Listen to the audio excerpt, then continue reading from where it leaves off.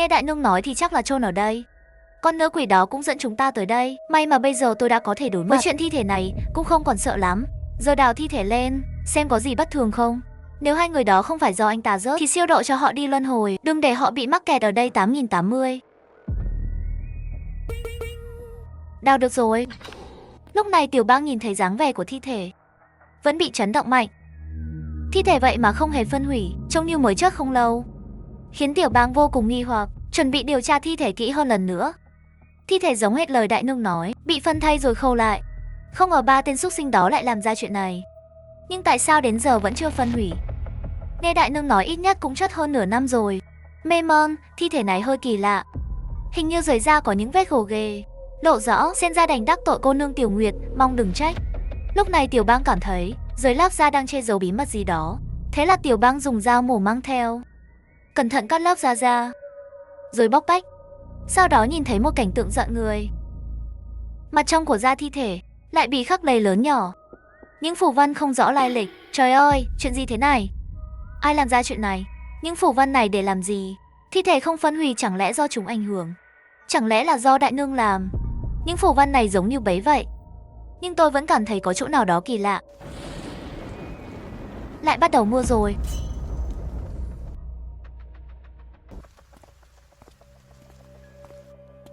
Hôm nay thật vui, không cẩn thận uống quá nhiều.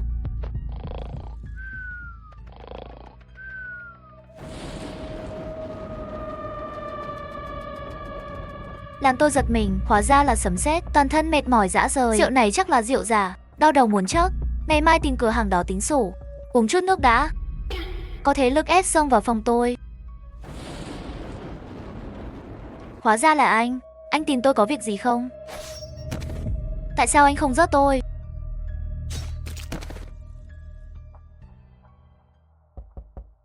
Sáng sớm ai gõ cửa vậy? Tôi tối qua điều tra đến 3-4 giờ sáng mới ngủ. Giáo quan Lưu, không ổn rồi, đội trưởng chúng tôi tối qua chết rồi, anh có tiện qua điều tra ngay không? Cái gì? Đội trưởng Trần chết rồi sao? Mau dẫn tôi đi xem tình hình thế nào. Giáo quan Lưu, anh tới rồi. Vậy tôi báo cáo trước kết của điều tra. Theo điều tra sơ bộ của chúng tôi, thời gian tử vong của đội trưởng Trần là tối qua, khoảng từ 1 giờ đến 2 giờ sáng. Trên người có dấu hiệu say rượu rõ rệt. Tối qua chắc đã uống rất nhiều rượu trắng. Vết thương cũng giống bị dã thú tấn công. Nhưng so với hai người kia thì vết thương có phần khác, một số vết khá bằng phẳng, cũng không nghiêm trọng như hai người trước. Nên bước đầu phán đoán là gấu đen hoặc thú dữ cỡ nhỏ tấn công. Ở đây không có như hai thi thể trước, dấu vết đoàn khí xung quanh. Đội trưởng Trần ở ký túc xá riêng của cảnh đội. Theo lý thì quỷ khó thể vào rớt người. Nếu thật là dã thú gây ra thì cũng quá trùng hợp, đều là người liên quan đến vụ Tiểu Nguyệt. Hơn nữa thi thể đội trưởng Trần bị nói là do dã thú, tôi càng nghiêng về khả năng con người, vì hai người trước là do quỷ rớt, hoàn toàn không phải dã thú gây ra. Có lẽ hung thủ đang bắt chước thủ pháp trước đó. Anh nghĩ sao? Có phát hiện hay ý kiến gì khác không? Theo kết quả khám nghiệm sơ bộ của tôi, hiện tại phù hợp với kết của cảnh đội. Được, tôi xem xung quanh có vấn đề gì không. Khóa cửa không bị phá, nhưng xung quanh có dấu vết ẩu đả. Ngoài ra cũng không có gì bất thường, nhưng tôi luôn cảm thấy có gì đó không ổn. Nhất thời chưa biết không ổn ở đâu. Tạm thời không nghĩ nữa, giờ tôi nên tới nhà trưởng thôn xem trước đã. Mục tiêu tiếp theo có lẽ là con trai trưởng thôn. Hiện tại tôi chưa phát hiện gì. Mọi người đưa thi thể về nhà xác trước đi. Phong tỏa nơi này lại, đợi tổ điều tra từ thành phố tới xử lý tiếp. Rõ, giáo quan Lưu, đây chính là nhà trưởng thôn sao? Bảo sao? Trong sách bát quái phong thủy sư phụ để lại, vị trí long đầu trong thôn chính là chỗ này. Tại sao con trai trưởng thôn lại không sao? Hóa ra là được phong thủy này bảo vệ. Trong thời gian ngắn anh ta sẽ chưa gặp chuyện. Trước tiên về nghiên cứu những phát hiện mấy ngày nay, rồi xem lại bí kíp sư phụ để lại, xem có ghi chép không. Những phù văn trên da Tiểu Nguyệt là gì? À, nghiên cứu lâu như vậy, phù văn trên người Tiểu Nguyệt hình như không phải trong nước, có thể là quả tà giáo nước ngoài. Tôi nhờ Thiên Hữu từng nhắc tới tà giáo nước ngoài trên một số trang web, dùng điện thoại tra thử sách của bọn họ xem có phù văn tương tự không. Cái này giống phù văn ở tiểu viện. Thì ra là vậy, tôi đại khái biết ai làm rồi. Bảo sao nhiều chỗ tôi thấy kỳ lạ. Do gọi điện hỏi thử. Tôi là Lưu Tiểu Bang, tôi muốn hỏi về tình hình của một người. Hóa ra là giáo quan Lưu. Được, anh muốn hỏi gì? Tôi giúp anh tra.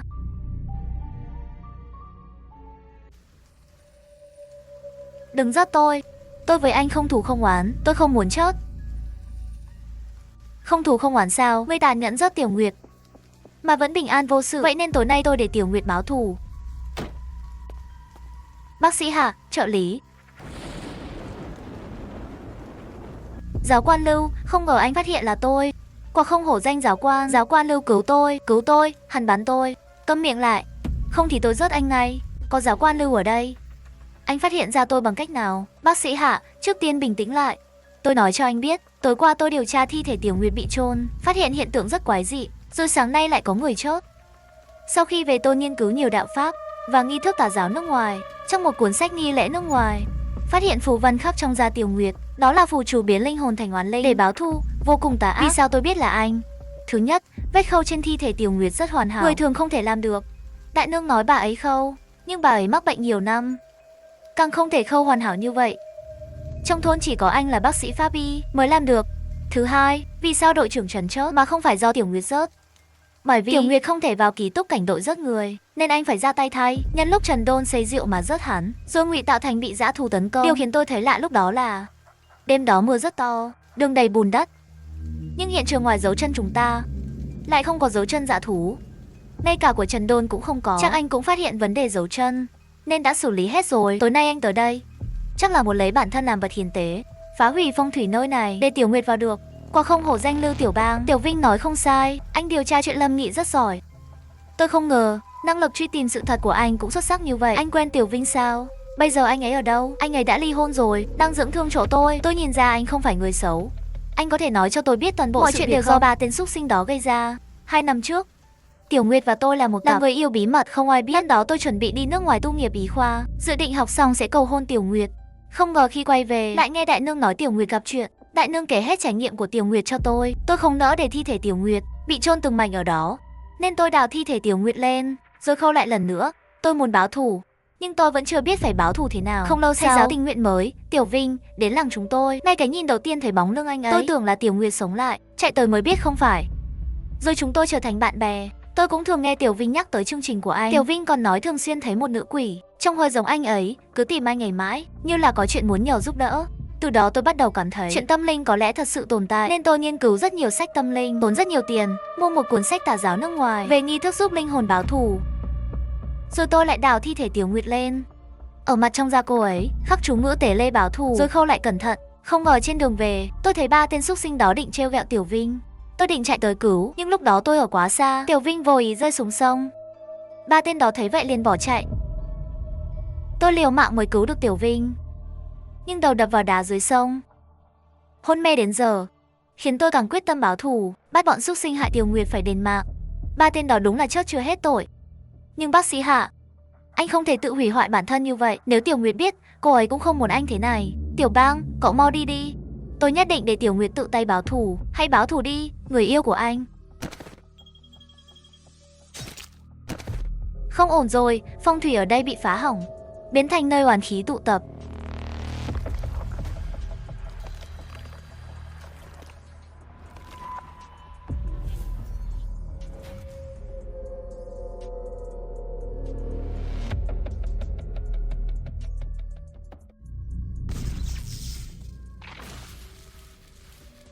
Cứu tôi với. Tôi biết cô là người bị hại, nhưng nếu tiếp tục như vậy sẽ liên lụy cả những dân làng vô tội. Sen chiêu trừ ma tôi mới học được.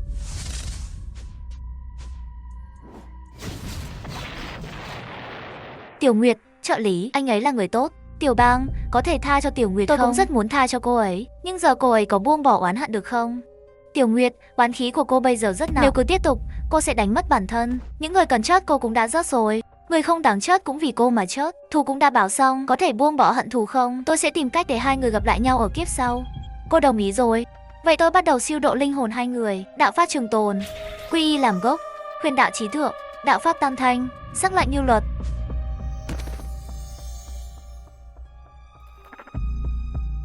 Trời sáng rồi.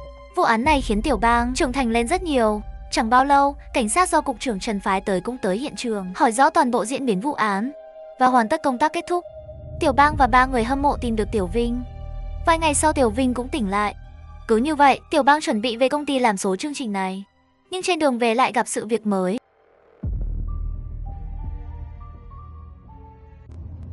Vụ án này cuối cùng cũng xong. con đường này lại bắt đầu. Phía trước vẫn còn mờ mịt. Tôi phải lái xe cẩn thận hơn. Đằng ra hình như có 2 người đứng đó. Kỳ lạ, rõ ràng vừa rồi có 2 người. Sao vừa xuống xe đã không thấy đâu nữa?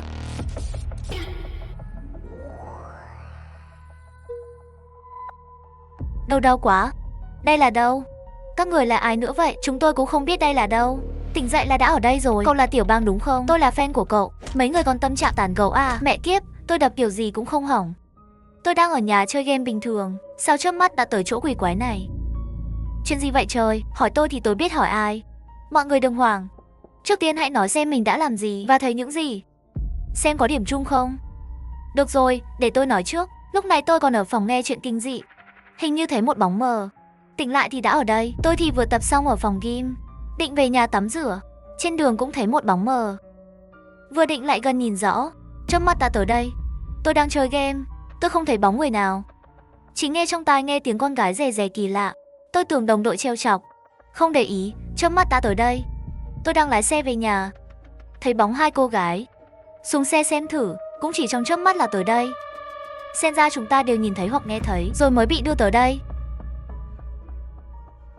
Mọi người nghe kìa, hình như phòng bên cạnh có người nói chuyện. Chào mừng các ngươi đến với thế giới của chúng ta. Nếu muốn thoát khỏi thế giới này, các ngươi phải tuân theo quy tắc, giải mã và hoàn thành từng nhiệm vụ. Thất bại hoặc chết, linh hồn các ngươi sẽ vĩnh viễn mắc kẹt ở đây.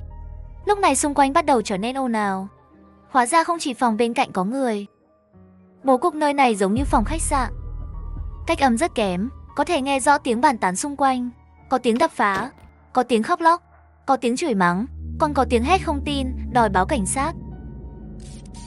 Nhiệm vụ đầu tiên, tìm ra con búp bê đang ẩn nấp và nhốt nó vào hộp gỗ. Thời gian là nửa tiếng. Nếu sau nửa tiếng chưa hoàn thành, cửa sẽ tự động mở. Thú cưng của ta sẽ coi các người là thức ăn. Các người cũng có thể trước khi hết giờ dắt một đồng đội làm thức ăn cho thú cưng. Như vậy sẽ được sang cửa tiếp theo. Để ổn định cảm xúc mọi người, chúng ta sẽ mở cửa nhóm ồn ào nhất trong số người chơi, làm bữa ăn đầu tiên cho thú cưng. Để các người tin đây không phải trò đùa, mà là trò chơi không nghiêm túc sẽ chốt. Ngay lúc đó, Tiểu Phương nghe do tiếng cửa phòng bên cạnh tự động mở. Ngoài hành lang vang lên tiếng bước chân nặng nề, cũng nghe do tiếng gào thét bên cạnh, tiếng khóc và tiếng la thảm thiết. Rồi tất cả đột ngột im bặt. Tiểu Bang nhìn 3 đồng đội trong phòng, ai nấy đều sợ đến mặt tái mét. Nhưng âm thanh ồn ào xung quanh, nghe thấy tiếng hét thảm bên phòng bên cạnh, đều hoàn toàn im lặng. Tiểu Bang, cậu là chuyên gia mảng này, bây giờ chúng ta phải làm sao? Giờ chỉ có thể hoàn thành nhiệm vụ trước. Tìm búp bê rồi nhốt vào hộp. Nơi này có từng này thôi, nhìn là thấy hết. Búp bê có thể giấu ở đâu chứ? Chỉ có nửa tiếng, phải mau tìm thôi. Tôi không muốn chết ở đây đâu. Tiểu Bang, tôi hay nghe chuyện kinh dị và chuyện tâm linh. Tôi thấy tình cảnh bây giờ rất giống quy tắc quái đàm đô thị. Tôi cũng thấy vậy. Vậy chúng ta bắt đầu tìm thôi. Mỗi người tìm một bên, đừng bỏ sót bất kỳ chỗ nào. Thời gian trôi qua từng giây từng phút. Tiểu Cương đã tìm khắp mọi ngóc ngách, ngay cả đồ đạc trên người cũng lục lại mấy lần, nhưng vẫn không phát hiện ra gì. 3 người đồng đội còn lại mồ hôi nhễ nhại, tìm kiếm từng góc một. Ghế sofa, nhà vệ sinh, bình hoa, nơi nào tìm được đều đã tìm, nhưng vẫn không thấy thứ gì giống búp bê. Lạ thật, chúng ta đã kiểm tra kỹ mọi chỗ rồi. Sao lại không có được chứ? Chẳng lẽ có cơ quan hay ám hiệu gì sao? Tiểu Bang cẩn thận. Lúc này Tiểu Bang mới kịp phản ứng. Gã lực lưỡng tóc đỏ kia đang cầm dao, chém thẳng về phía cậu. May mà Tiểu Bang phản xạ nhanh, tránh được đòn đó, tiện thể tung một cú đá hất văng lão tan ra xa. 2 người còn lại thấy vậy, lập tức đá con dao rơi trên đất sang chỗ khác, rồi khống chế gã tóc đỏ. Anh đang làm cái gì vậy? Tại sao lại đánh lén tôi? Con dao này từ đâu ra? Tôi cũng không muốn đâu, nhưng chỉ còn 5 phút nữa. Nếu vẫn chưa tìm được thì tất cả chúng ta đều chốt ở đây. Chốt một mình anh còn hơn cả bọn cùng chốt ở đây. Tôi không muốn chốt. Vậy con dao của anh từ đâu ra? Ở đây đâu có nhà bếp. Tôi cũng không biết. Con dao tự nhiên xuất hiện trong tay tôi. Tôi chỉ muốn sống sót thôi. Các người đừng rớt tôi. Tiểu Bang nhặt con dao dưới đất lên xem. Không ngờ con dao đó lại từ từ biến thành hình dạng búp bê. Lúc này Tiểu Bang mới nhận ra âm mưu bên trong. Búp bê hẳn sẽ xuất hiện vào lúc gần hết giờ nhất. Trong tay người có khả năng rớt người cao nhất, biến thành dao để họ tự tàn sát lẫn nhau. Còn người một lòng tìm búp bê thì sẽ khiến con dao biến lại thành búp bê. Tôi tìm thấy búp bê rồi, mau nhốt nó vào hộp gỗ. Tốt quá rồi, không cần chất nữa, dọa tôi sợ chết khiếp. Tiểu Bang, gã tóc đỏ này xử lý sao? Hắn lại trước đã. Tôi biết khi liên quan đến mạng sống của mình, làm ra chuyện như vậy cũng là bình thường. Nhưng đã làm thì phải chịu. Trời anh coi như là một lời cảnh cáo. Các người không thể đối xử với tôi như vậy. Đúng lúc này lại vang lên tiếng rất chóc. Cứu mạng với, tôi cầu xin các người. Cứu tôi với. Tiểu Bang nghe thấy có người tự mở cửa ra. Nhưng tiếng bước chân trầm nặng lại vang lên. Hơn nữa không chỉ có một, mà là rất nhiều tiếng bước chân. Tiểu Bang lập tức hiểu ra, chỉ dựa vào một mình cậu thì không thể thoát được. Nhưng cánh cửa bị mở ra. Giờ đây tất cả đều đã bị rớt. Nhưng tiếng hét thảm khiến Tiểu Bang rùng mình. Chúc mừng các người đã hoàn thành nhiệm vụ đầu tiên. Bây giờ nhiệm vụ thứ hai bắt đầu. Nhiệm vụ thứ hai bắt đầu. Ta sẽ dịch chuyển các người tới một nơi khác. Mê mơ, nơi này chính là địa điểm của nhiệm vụ tiếp theo sao? Các người là ai? Sao lại dư ra 4 người thế này? Chuyện này là sao? Chúng tôi bị 2 bé gái dịch chuyển tới một nơi khác. Vừa hoàn thành nhiệm vụ đầu tiên thì lại bị đưa tới đây. Các người thì sao? 3 người bọn tôi cũng vừa vậy. Xong là bị dịch chuyển tới đây. Ông đây là một mình bị đưa tới đây. Rốt cuộc là chuyện gì? 4 người kia không cùng một đội. 3 người này là cùng một đội. Chẳng lẽ phải rớt một đồng đội mới hoàn thành nhiệm vụ? Vậy còn người này là sao đây? Mê mơ. Nội dung nhiệm vụ thứ hai là các đội còn sống sót sẽ được ghép ngẫu nhiên với một đội khác để cùng hoàn thành nhiệm vụ sau đây. Số người là 8 người. Do mỗi đội hoàn thành nhiệm vụ khác nhau nên sẽ bổ sung số người cho đội còn thiếu người. Nhiệm vụ trò chơi diễn ra trong khách sạn này. Tìm ra nguyên nhân cái chết của chủ khách sạn và tìm ra nội gián. Luật chơi thứ nhất, trong đội các bạn có một nội gián. Sau khi trò chơi bắt đầu, thân phận nội gián sẽ ngẫu nhiên và gắn lên một người nào đó. 2. Khách sạn có 2 nam nhân viên phục vụ, cung cấp bữa sáng và món tráng miệng, không cung cấp bữa trưa và bữa tối. Lời của họ chỉ có thể tin vào ban đêm. Nhân viên còn lại cung cấp bữa trưa và bữa tối, không cung cấp bữa sáng và món tráng miệng. Lời của người này chỉ có thể tin vào ban ngày. 3. Đến 3 giờ sáng tại khách sạn. Ra ngoài tìm manh mối nội gián sẽ có tỷ lệ cao hơn, nhưng mức độ nguy hiểm cũng tăng lên. 4. Ban đêm nội gián sẽ biến thành bạo quân săn mồi. Mỗi đêm chỉ được rớt một con mồi. Nhiệm vụ của nội gián là giết hết mọi người hoặc ngăn cản người khác hoàn thành nhiệm vụ trước khi họ hoàn thành. Nếu đến ngày thứ 7 người chơi chưa hoàn thành nhiệm vụ, khi hết thời gian, ngoài nội gián ra, tất cả mọi người đều thất bại. Linh hồn sẽ bị giữ lại trong khách sạn. Nội gián sẽ được trở về thế giới thực. 5. Nội gián chỉ có thể lúc 4 giờ sáng mới biến thành bạo quân săn mồi. Người tốt, lúc 3 giờ sáng chỉ được một người ra ngoài tìm manh mối. Những người khác ở trong phòng sẽ an toàn. Nếu đêm đó không ai ra ngoài tìm manh mối, bạo quân sẽ ngẫu nhiên chọn một phòng có người làm con mồi. Thời gian kết thúc trò chơi là 7 ngày. Hiện tại trò chơi chính thức bắt đầu.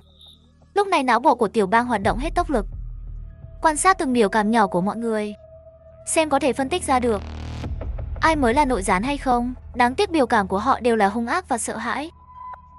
Ngoại trừ người duy nhất sống sót, biểu cảm không hề thay đổi, còn nhìn chằm chằm vào Tiểu Bang. Tiểu Vương, bây giờ chúng ta phải làm sao? Đúng vậy, tôi tuyệt đối không phải nội gián, do tôi cũng không biết tin ai. Bên kia, bây giờ chúng ta phải hợp tác, cùng nhau tìm manh mối và nội gián. Được, vậy giờ chúng ta làm thế nào? Không thể tìm bừa được. Tôi có một đề nghị. Chúng ta chọn ra một đội trưởng có năng lực trước. Vậy đội trưởng để tôi làm. Tôi không đồng ý. Tôi chọn Tiểu Bang làm đội trưởng. Tôi cũng không đồng ý. Tôi cũng chọn Tiểu Bang làm đội trưởng. Tôi chọn cô Tiểu Quân làm đội trưởng. Tôi cũng chọn cô Tiểu Quân làm đội trưởng. Còn anh tóc đỏ, anh thì sao? Chọn ai làm đội trưởng? Tôi không chọn ai cả. Ngoài tôi ra, tôi không tin ai hết. Anh đúng là nhân tài. Bị đánh mà vẫn chưa tỉnh ra. Mọi người bình tĩnh chút. Tôi thấy Tiểu Bang này có thể hoàn thành nhiệm vụ mà không cần kiểm soát đội viên. Tôi sẵn sàng nhường chức đội trưởng cho anh ấy. Hừ, có ý gì đây? Lấy đông hiếp ít à? Chỉ có mình anh thôi. Trong lòng anh không rõ sao? Tình huống thế này, sợ là anh đã rớt hết đồng đội rồi. Chọn anh làm đội trưởng là để bọn tôi làm vật thế mạng à? Anh nói lại lần nữa thử xem. Mọi người đừng cái nữa. Chia rẽ là điều nội gián muốn thấy nhất. Mọi người bình tĩnh đi. Tiểu Vương, bây giờ anh là đội trưởng, anh có ý kiến gì không? Chắc mọi người đều rõ là rồi nhỉ. Chúng ta chia thành từng nhóm 2 người, đi các nơi khác nhau tìm manh mối. Nội gián chỉ có thể biến thành bạo quân lúc 4 giờ sáng, nên không cần lo người bên cạnh là nội gián. Tìm được manh mối thì quay về đây tập hợp.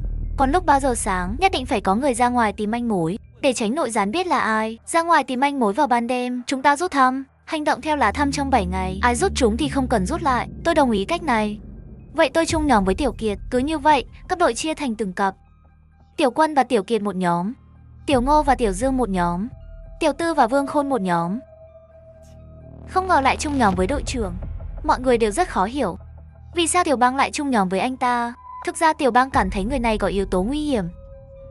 Những người khác có thể sẽ bị ám hại. Vì sự an toàn của mọi người nên chọn đi cùng anh ta. Hiện tại nội gián vẫn chưa rõ ràng.